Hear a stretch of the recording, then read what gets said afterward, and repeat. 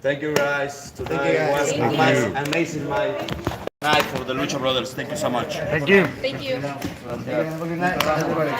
Thank you guys. Thank you guys.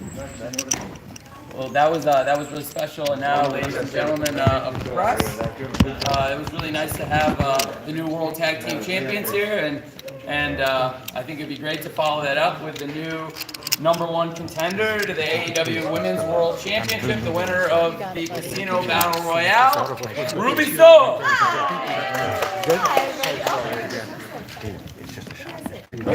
Sit by me. Congratulations! Thank you! You have written like this new story of a new career in AEW, but the next chapter is Britt Baker. What does that chapter look like for you?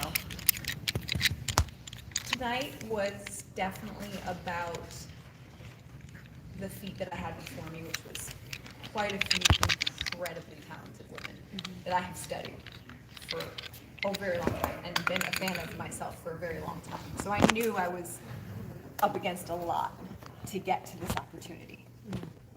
Having been through this very, very, very long, almost 11-year journey to get here, to get to this moment, to get to the legitimate pinnacle of my entire wrestling career, which was tonight, and gain the opportunity at the AEW Women's Championship is the most special and significant thing in the world to me. And I don't plan on wasting any time because it's been 11 years. I'm gonna hit the ground running, and I'm coming for Britt Baker, whether she likes it or not. Ruby, you talked about, well, obviously your name, and then the music you came out to. Talk how that felt coming out to Rancid and everything like that. And Tony, then maybe you can elaborate too on how it is for like just getting the music and all that stuff. Okay. So I have been a fan of Rancid for a very, very long time, and coincidentally enough, I don't know if you guys know this, but a lot of punk bands are big wrestling fans.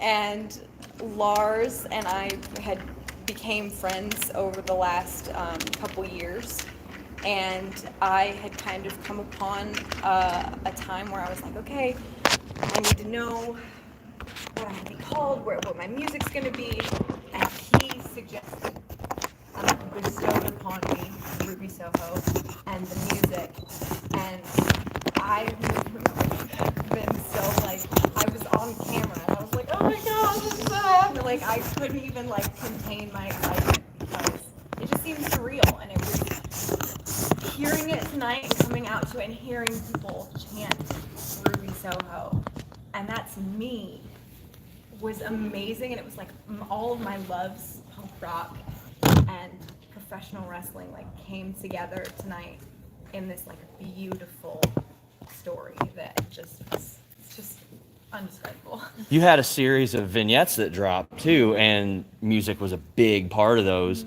and they caught fire a lot, and that, I mean, that familiarized people with your name. How did it feel to hear people chanting that before you even came out with a name you had never used on TV before? And those vignettes, please tell us about those. Honestly, like, I'm trying to get emotional. But I have never experienced anything like that before, and to have people have that anticipation for me to come out, and for people to want that, and for people to get it and get excited is something that I think all of us in the wrestling industry thrive for, like that moment of just being accepted and wanted and welcomed at this new incredible company that you work for. Like that's always a scare, right? Like you're working in a new place. Am I gonna be accepted? Am I gonna fit in with it? It just felt like home immediately from the moment I walked out there, and it was incredible. And the videos that were put out, I was so happy with the reception of them, because people understood the story, and it seemed like people felt the actual journey I went on and the struggle that I went through, and now this like almost rebirth that I'm at now. So it was awesome.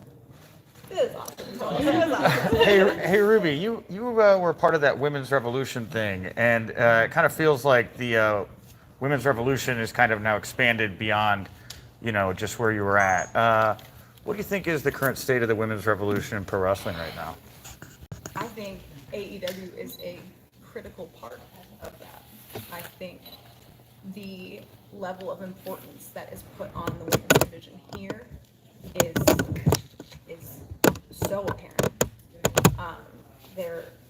You see different women each week.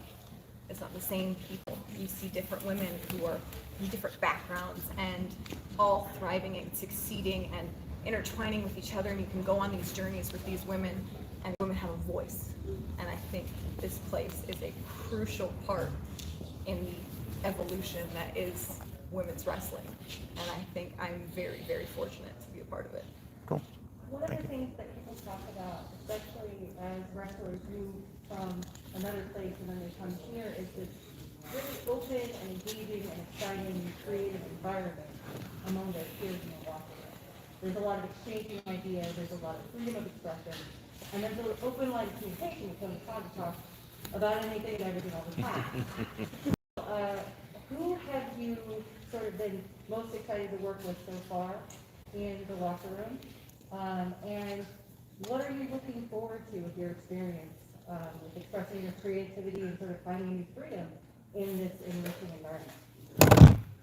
Honestly, and I really wish I could find the words to express the level of welcoming I felt when I walked through these doors today. And I told Tony this earlier. There's something very special about this place. And I had heard a lot of things. I know a lot of people here. I've worked with a lot of people here that I worked with on the indies. And they all told me the same thing. And I tried so hard not to get too excited because I'm like, it can't be that. It sounds too good to be true. It can't be that great, right? It honestly is. Like, I walked through those doors and I've never felt more welcome in my life. I had so many people hugging me. We're so happy you're here. Like, what a beautiful feeling to be excited when you come to work and feel like you're welcome. I was just elated. It was just such a beautiful thing, and to speak to Tony and be like, so like I was almost like searching for like, oh, what are you looking for? Like, what do you want? And he's just like, I just want you to be you. I don't think I've ever had that in a long time, and it felt incredible to just be like, wow. Like this freedom, this creative freedom where the possibilities are endless. And to answer your question, I am a fan of so many of the girls on this roster. I don't even know if I can pick Nyla Rose, Thunder Rosa, like Tainara Khan. I can't even pick one because for different reasons, I'm a fan of all of them, and I'm so excited to get in the ring with all of them because I think they're going to bring out a different version of me and a different side of me and a different fight to me that no one in the industry has seen yet. When was the last time you were this happy in pro wrestling? I don't think I've ever been this happy in pro wrestling, if I'm being honest. Like tonight, my face hurts from smiling. It's a real thing. My face hurts from smiling so much, and I never want this feeling to go away. And I'm so grateful. I'm so grateful to Tony. I'm so grateful to all of you, to everybody that was in attendance tonight for just welcoming me with open arms. Because to be honest, I'm usually the misfit, but you guys made me feel like I fit right in. Ruby, everybody brings something different to the table. What do you hope to bring to the AEW Women's Division? That's a very good question. I mean, obviously, selfishly, I want these girls to take me to a level I haven't been on in a long time, and I want to see if I can still do it. So that's obviously the selfish part to me, but I want to be able to, in any way that I can, elevate this division and just have fun and show everyone the different parts of me, the different parts of all the characters, all the people, all the women that you've come to know and love or hate, and see different sides of them. And I hope to bring those sides out of people you haven't seen it's just, I'm just excited to be able to be a part of all these stories. And I can't explain to you guys. I'm so happy. Like, this place rules. You guys want to last? Let's get a couple more. She's doing great. Okay. Yeah. Okay. Maybe professional goals and personal goals that maybe before you couldn't achieve that now in AEW you think you will achieve. So, since I have been on national television, I have never held a title, ever. And I think tonight I have solidified my opportunity to potentially be the AEW Women's Champion, which to me is the biggest honor that I could possibly have. And so that's, of course, a goal, is to be able to hold gold for the first time on national television. Like, that's an amazing goal, and it's not one I take lightly. But I think I want to find my love for wrestling again, and I think I found it tonight. From a psychological We'll get a couple more. Hey, but we'll get AJ and then Dave. Sorry, AJ. Sorry, Dave. You had a great match tonight. Thank you so much. And also, you won a title shot at Britt Baker. What are you going to do to prepare for that match? That is an amazing question. So I have known Britt Baker for a very long time. Prior to AEW, back on the independents when she first broke in, I have known Britt Baker. But I also have been studying her for many years and just keeping up with her career. And she is, without a shadow of a doubt, one of the hardest working women in this industry, both in and out of the ring. So she will definitely be a very difficult opponent to come across. But I definitely think I have an advantage being the new girl in town. And I think I have the advantage of having this newfound love for wrestling, this newfound fire that has been lit. That's what I'm going to take into it, and just use all of the excitement and feelings I felt tonight, and I'm going to take it into my match. Dave? Dave? So, from a psychological standpoint, the last several months of your life you've gone from, was it a low at leaving WWE, or was it, or did you immediately know where you were going, or, like, when did you kind of like go through your mentality of leaving there and coming here? Did you get to go from a low point to a high point, basically? I think honestly the videos, if you've seen the videos, you can kind of see my actual journey of, it's a lot of like metaphors and stuff, but of course I was sad. I had made lifelong friendships there. Like, women that I, will be friends with for the rest of my life. But it became very, very clear shortly that that chapter in my life was closed. And I was okay with that. And I think I was nervous as to what the next step was. I knew where I wanted to be from the moment that it happened. I knew where I wanted to be, and it was here. Like, this is where I wanted to be. I didn't know if that was an opportunity for me that I was going to be able to have. I didn't know. There's a lot of people released.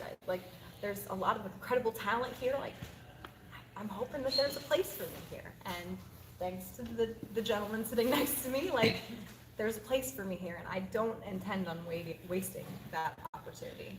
If I may, I had heard what a great professional Ruby Soho was. I was a big fan of Ruby Soho's work on television, but you never get to know a person until you actually meet them.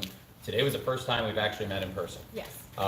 Today was the first time we've met in person. We talked, but today was the first time we'd ever gotten together. And today was the first time we ever worked together. I not only had the pleasure of being the CEO and the booker, but today I had the pleasure of being your agent. And what a competent professional, and what a prepared, I'm serious.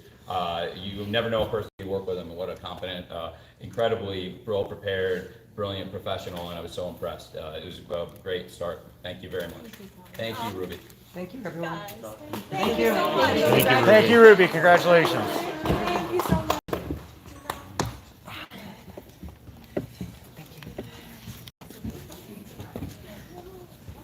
George, I might have to change that.